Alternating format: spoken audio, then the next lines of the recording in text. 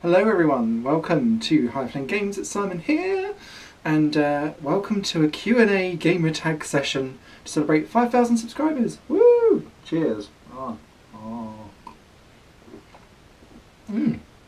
Dark fruits, that is. Hello as well to my Journey scarf. I absolutely love it. I got this from insertcoin.com. It was on a double sale. Their stuff is mega expensive. But I could afford this at that price as a special for myself, so yay! Anyway, celebrate 5,000 subscribers. I am going to go for a gamer tag that I found on Tinternet, and everyone seems to use the same gamer tag, so hopefully you'll have seen these questions elsewhere if you follow other gamers on YouTube. So I'm going to read aloud the question and give an answer whilst getting merrily drunk. Well, not enough to get drunk, but you know what I mean. Let's get going.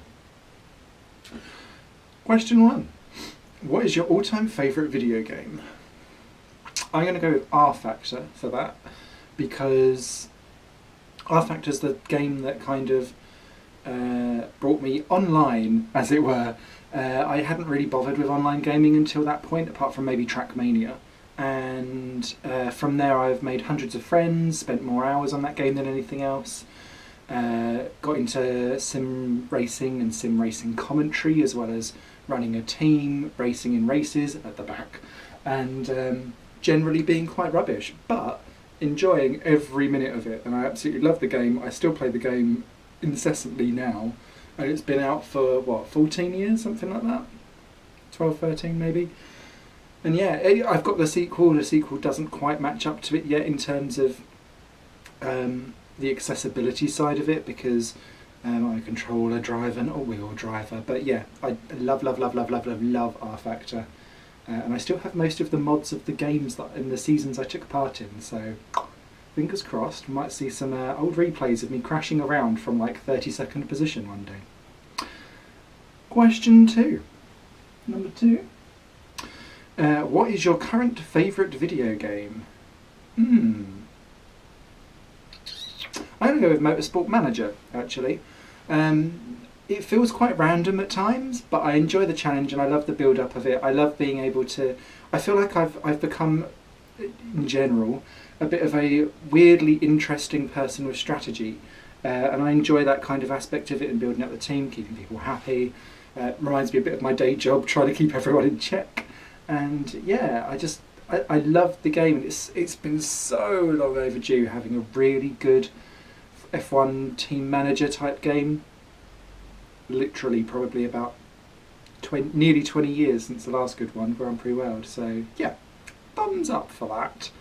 Love you, Motorsport Manager. Plus I think it's now the longest running series outside of Failcast on my channel. Number 3. What is your favourite video game genre? See, now I'm going to be annoying. I'm going to say racing, but I will also put in RPG and rhythm games and 3D platformers as well. And then I want to put in party games. You know I love a multiplayer party game. Be it Bishi Bashi, and Jackbox, and like Totem Temple Deluxe, those kind of things where like local multiplayer co-op type experiences sometimes as well. I love that genre. So, and it depends on my mood as to what I like best, so I feel quite annoyed that I can't specifically answer that. Maybe racing, probably I spend the most time with though. What was, question 5. What was the first game you ever played?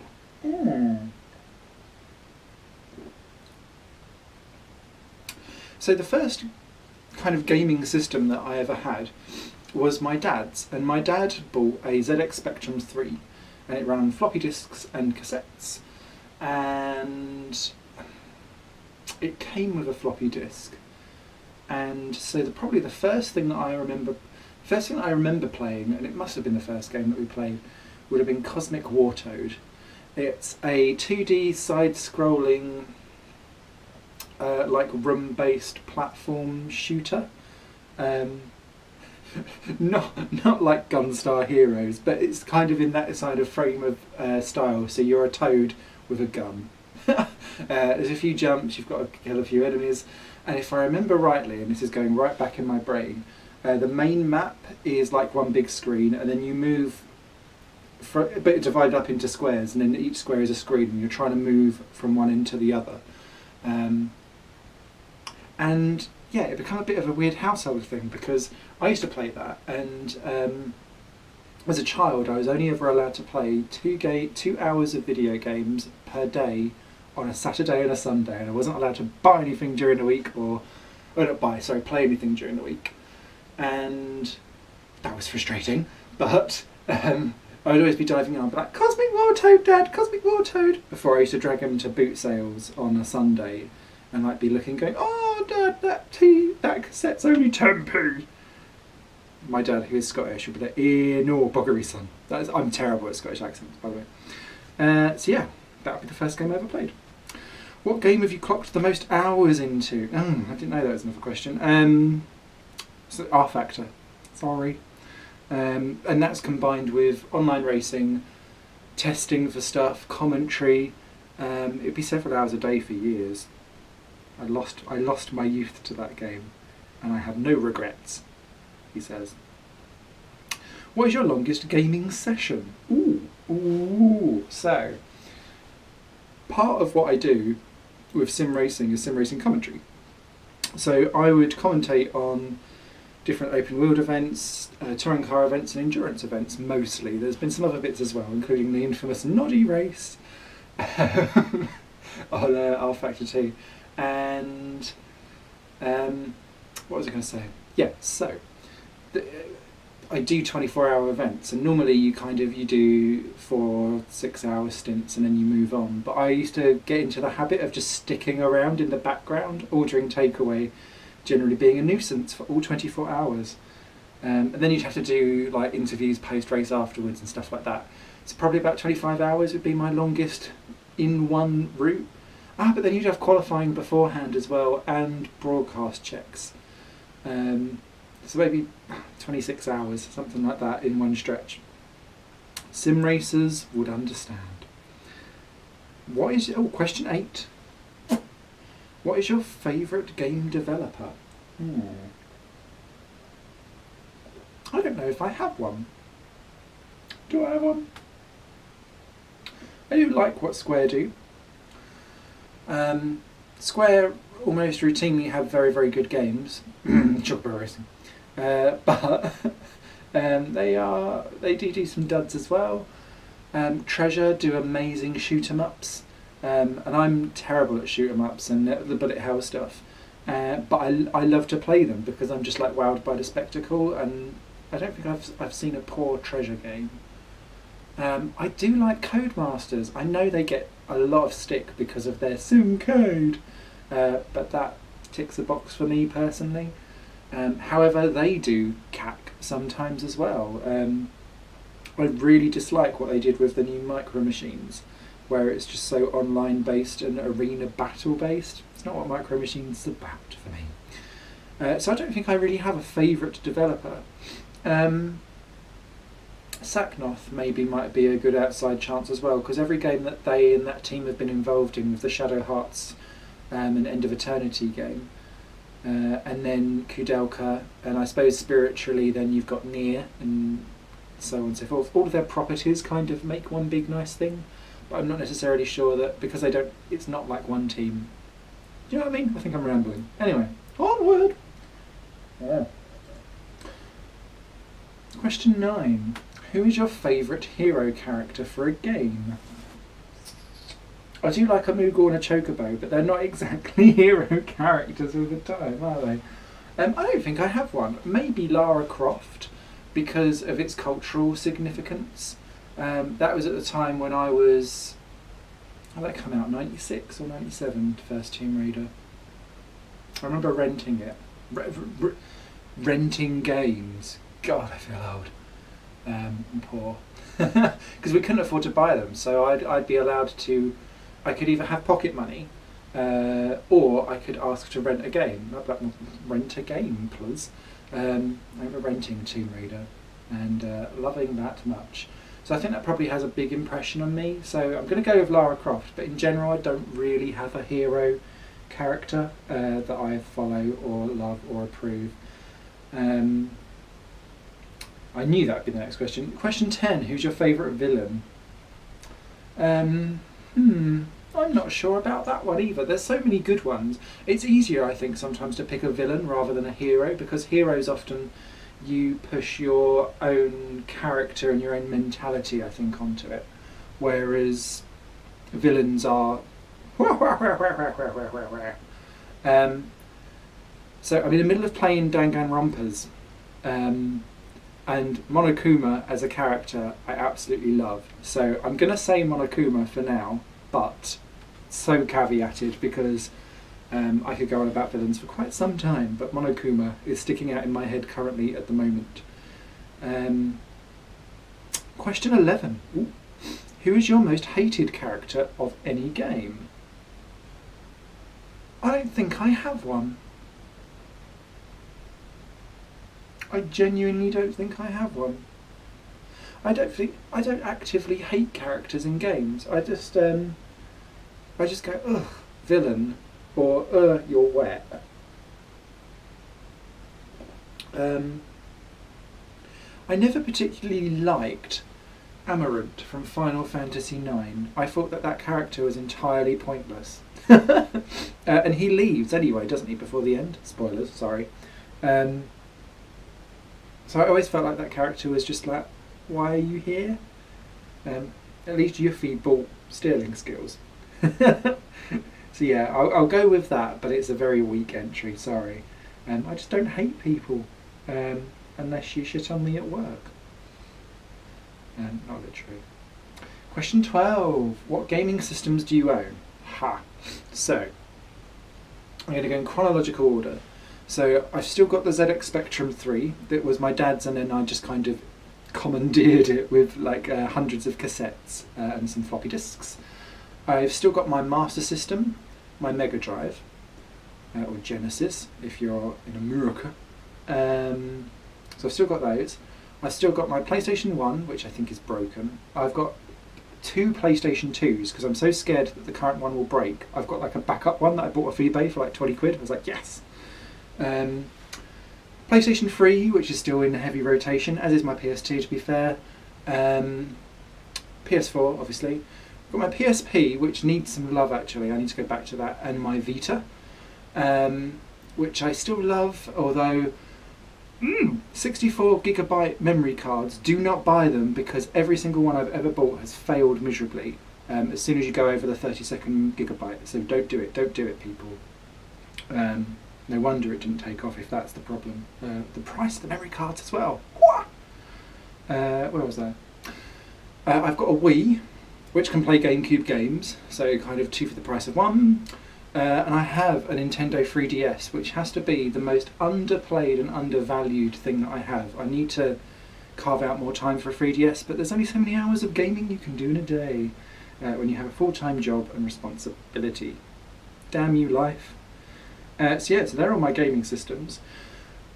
I used to have access to an Atari 2600, but it was my brother's. He also had a Game Boy, so I used to play with those as children, but they were his, so when he got older he sold them, and I'm not sure if I've forgiven him. I do want a Dreamcast, so that I can, and maybe an N64, so that I can kind of complete my collection of memorabilia throughout the years and continue collecting stuff. Okay, I've skipped something here. Question 13, what was your first gaming system? ZX Spectrum. Although, alongside that, for something that I owned specifically, and you'll have to be an 80s child, I think, to know what these are. But I used to have the Tommy wheels, I think they're still going now, where you'd have a wheel and then like a little dashboard and then like a little game screen on the side, so you'd be like meow meow meow. And we also used to have little pocket held things. So my dad had a Pac-Man one, which is apparently now quite collectible. It's worth like 60, 70 quid. and it's just one game on a giant screen with like a couple of massive arcade buttons, but you buy them individually. My dad had a Pac-Man one. I had World Games, which included log barrel jumping and like caber toss, where you just like press left and right to then run and then a button to throw. Yay! And I had another one which was like a car endurance racer. That's what it was called. So they were kind of individual games, but not necessarily a gaming system. Okay. Question 14. There's 21. Stick with me here. What is your favourite gaming system and why? Oh God, we're out of drink. Hang on. Watch the camera not focus properly. Okay. Oh. Can I be all? Don't.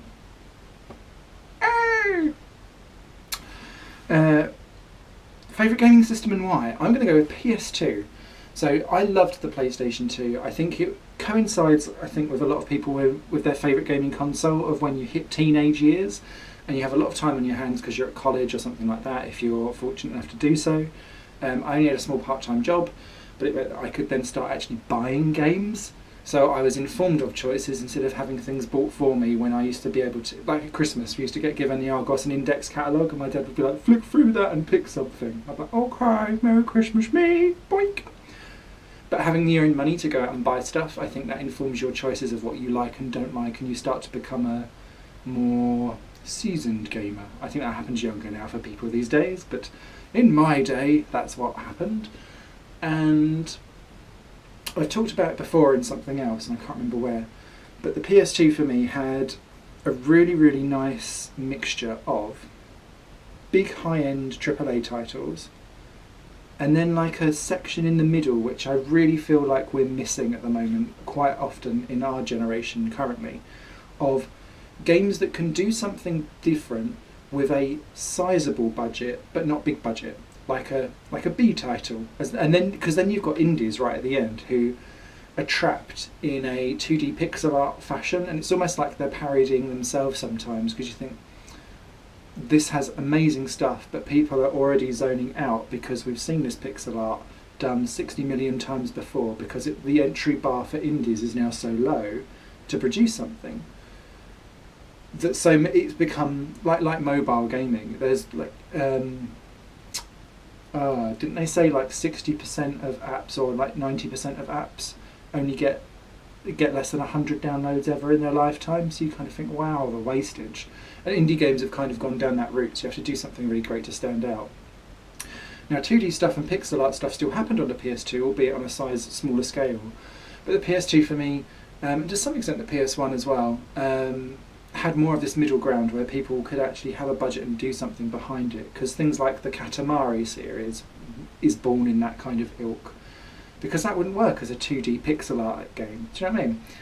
Under the Skin pops out in my head, Mad Maestro, Muppets Party Adventure has just popped into my head. That's not a great example, but it's games that have got that 3D polished aesthetic and a mechanic that that's never going to like sell millions, but it has the budget to make its creation possible and done properly and not to the lowest common indie denominator. That makes sense. I don't want to hate on indie games because I love indie games, but you can have too much of a good thing, and I think we're getting there. So, question 15. Do you prefer to play as a guy character or a girl character? I don't really care. I normally play with the ones with the stupidest voices or silly names. And blondes, actually. Because sometimes I try and recreate myself somewhere. I'm just going to scan through, actually. Okay, no, I thought there was something there on it when I quickly scanned before we went live. I will leave that answer at that. Question 16. Do you follow walkthroughs or do you play through on your own? I generally play through my own first, and then if I'm doing something for the channel, then I'll have a look at some walkthroughs or trophy guides, because sometimes, like, I'm thinking of the Pandemonium stuff or the M&M walkthroughs of the PS1 games. Everyone's like, you've missed a secret. If you go up there, there's a ring, or down there's an extra life. I'm like, no, I didn't know. So that's why I always caveat on my channel, these aren't walkthroughs, they're playthroughs, because there's a big difference in my head between the two. So a walkthrough should show you everything that's going on. A playthrough is more from nostalgia point of view, where you're like, oh, I remember, or to get like an informed decision of this is the type of game that it is, this is how it plays, and you hear my thoughts and feelings as it goes about how it makes me feel and what I feel is good about it, what's lacking, and so on and so forth. So I hope the distinction is between the two. But yeah, if you're coming here for 100% playthroughs of stuff, sorry, not happening. I'm not good enough. Question 17. Have you ever been to a gaming convention? Not specifically for gaming, no. But I have been to Hyper Japan and Comic Con, and they both have gaming sections in them. Hyper Japan was interesting because it imported over some old PlayStation 2s from Japan, so it had the Taiko no Tatsujin drum before I actually got my own for PS4. It had the Dance Dance Revolution proper like stage plastic stuff that you used to get in arcades, and you can still get in arcades. So that was quite fun. But Comic Con actually had like a proper Nintendo Land section, and that I remember playing the latest Rhythm Paradise for 3DS in it. And what were they talking about at the time? Because it was before the Switch, so the Wii U was being pushed, so it must have been Zelda at the time. I still quite fancy a Wii U now that it's cheap. Pick up all the games. Does it run GameCube games? I will check myself. Question 18. What games are you most excited for to come out in the future? Ni no Kuni 2 next month, and Detroit Become Human. Ni no Kuni 2 just looks amazing. I might put Kingdom Hearts 3 on as well. So yeah, between those three, I'm sorted and happy. But yeah, Ni no Kuni 2 and Kingdom Hearts 3 both look like amazing games. I'll probably prefer Ni no Kuni 2 because of the way how it's not quite turn-based this time, is it? But there seems to be so much to do and to enjoy. I've always struggled with Kingdom Hearts' real-time battles because I'm not very good at that system, but I still enjoy the games. And Detroit Become Human just looks amazing with all the different choices. That is ripe for some playthroughs, damn right. And I adore Beyond and Heavy Rain, both amazing games, as is Fahrenheit. So yes, love them. Question 19. What's your best memory of a video game?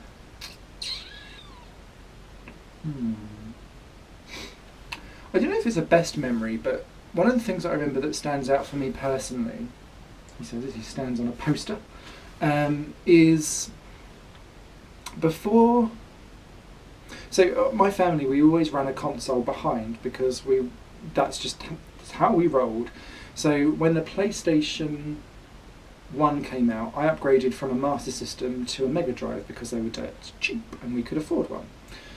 But when that came out, within like the first year, that was when the first Formula 1 game came out for PlayStation 1, and we used to go up and it used to be in the window because it must have come out around Christmas or something, or like October, for like a few months. But it was the game that they had in the window running its demos just round and round in a circle, so on a cycle. So my mum would take me shopping in the school, like half terms or whatever, or on the weekends. She'd just plonk me outside the shop window. I'd be like, I'm good, I'm fine, I'll just watch that. Looking at the screen going, ooh, polygons. Because it was such a massive step forward. I don't think you quite understand the impact of going from every game looking like you're driving down a motorway to proper polygons in a three-dimensional space where a camera could drop in and move around, I still watch those demos back, and it still sparks the same sense of wonderment and oh my god, even though it's still like about 250 polygons per car. I can't remember what it is, but yeah, oh, it's amazing. And then my mum would go off shopping for like 2 hours and come back, and I'd just be like, oh. She'd be like, no, it's time to go home, Simon. I'm like, but Taki in a way is doing a lap. Simon. So yeah, proper cool. Love it. And I don't think, because it was such a massive transition, and I hear the same people say about this with VR, is that it's so difficult unless you've experienced it, that people kind of go, that's why it's different. I think you had to be alive at the time to kind of go, wow, and have that sense of wonder. But we've not had that step progression, personally, for me, since. Everything is better and more realistic and more amazing. And there's been a few things that have kind of made me go, wow, that is an amazing technical achievement. But I don't know what it would take to have that kind of step progression again, where you go, wow. Because I remember when the PS4 first came out, and I was like, it just looks like a zooped up PS3, and I couldn't really get the difference. The difference has become more marked over time, but it's really interesting that when you go back over consoles, I can easily drop in and out of a PS3 and PS4 and sometimes not really understand or know the difference. Whereas if you're going from a Mega Drive to a PS1, you can't help but notice the difference. And it maybe a PS1 to PS2 as well would have a similar jump, because of it was when 3D became actually functionally capable, maybe. But even then on PS1, if you squint your eyes, you're okay. Do you know what I mean? Anyway, soz. That was really rambling. Question 20. What's your worst memory of a video game?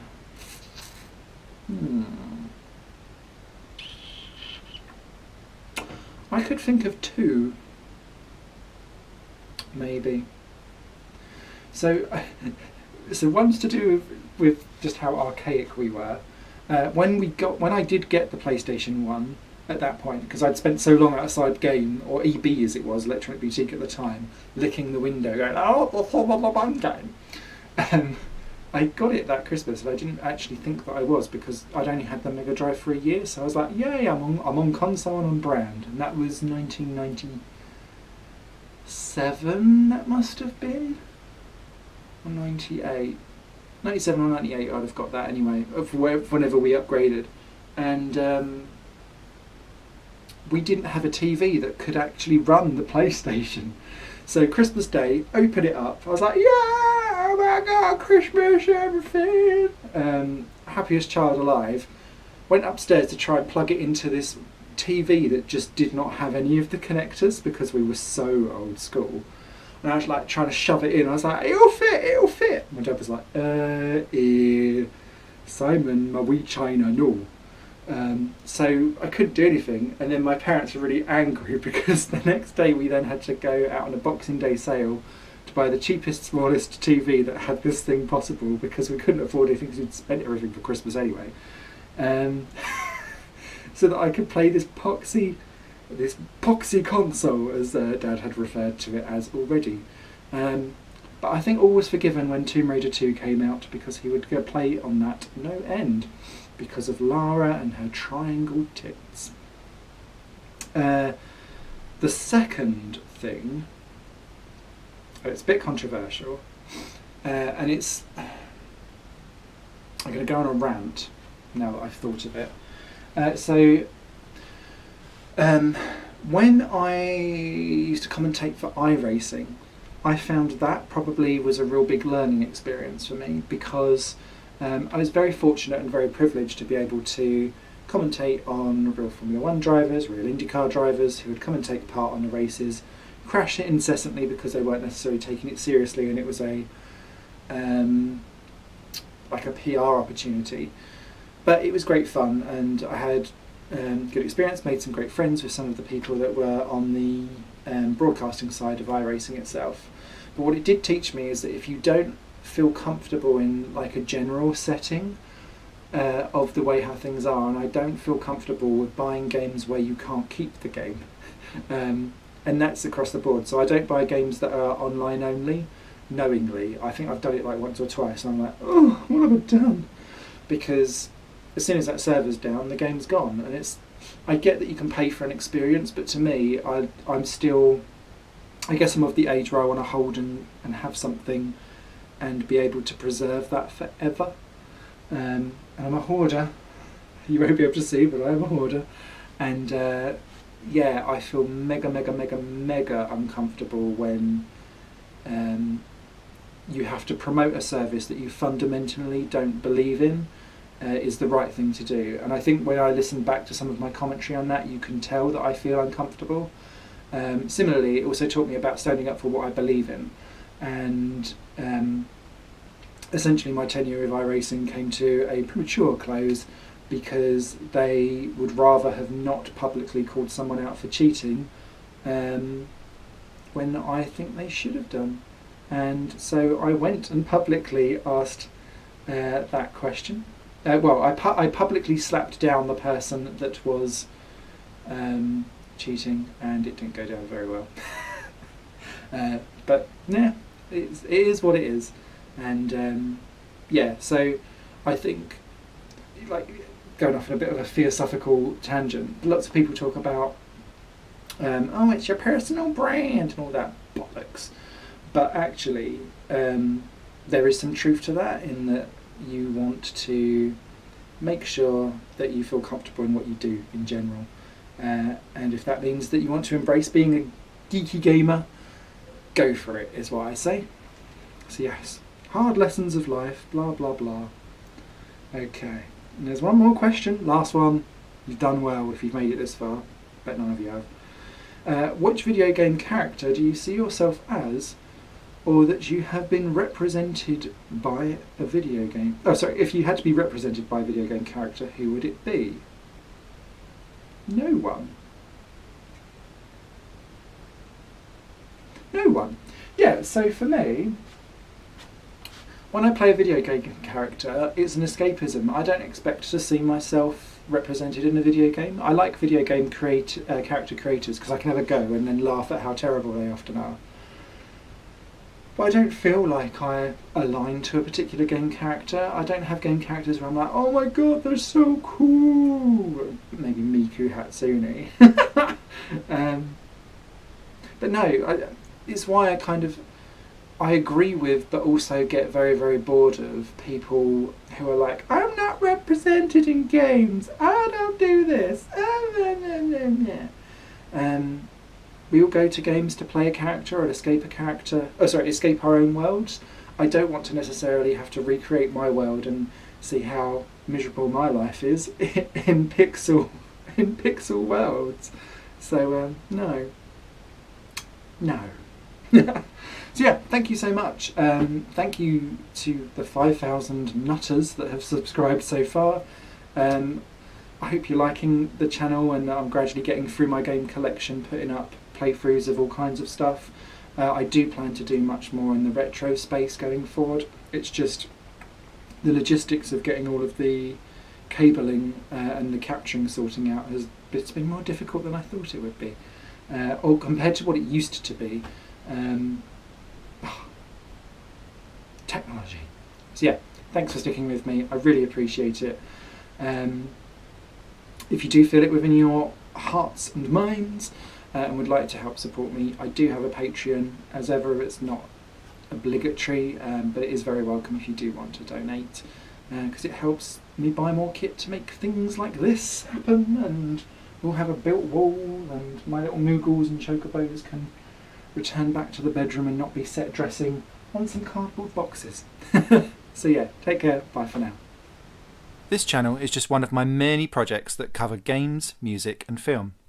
If you enjoy any of these and would consider supporting me to develop further in the future, you can do so by visiting patreon.com/Satorimon. Thank you for your time and for watching the video.